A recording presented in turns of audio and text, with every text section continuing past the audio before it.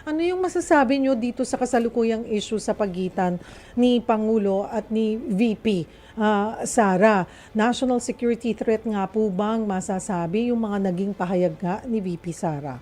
Sa mga ordinaryong tao, ito ay away ng mga malalaking dynasty. Ng dynastiya ni Marcos at ang dynastiya Ng Duterte. ni Duterte. Pero kung titingnan mo sa legal na pagtingin, ay palagay ko ay isang yung pagbabanta kasi sa ilalim ng criminal code natin sa Pilipinas ay maaring mag-constitute yan into a felony, no? Felony na pag-violate ng ating labor code, ng ating criminal code, katulad nung Article 282, yung threat, ano? Saan ka man makikita na Grave threat, hindi sedition pa nangyayari, Opo. ay nakahanda na yung assassin. Oh, parang delikado naman yan, no? Na haka-haka lamang ay nakahanda, nakausap na, nakakontrata na. Palagay ko ay mayroong problema diyan yung ating Vice Presidente at dapat tingnan niyang mabuti kung paano niya.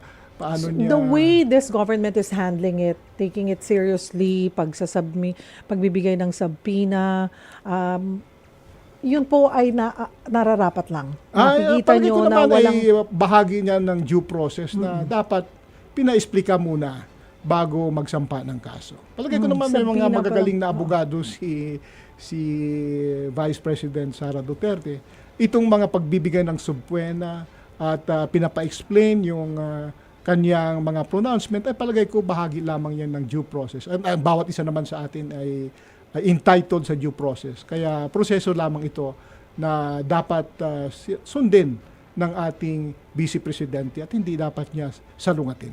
Nanawagan po ang grupong Makabayan for impeachment kay VP Sara.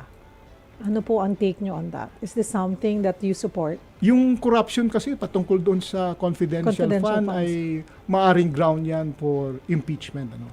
So palagay ko naman ay may mga rason ang bayan sa kanilang pagsampa ng impeachment complaint, ano? At pinag-aralan nila ito.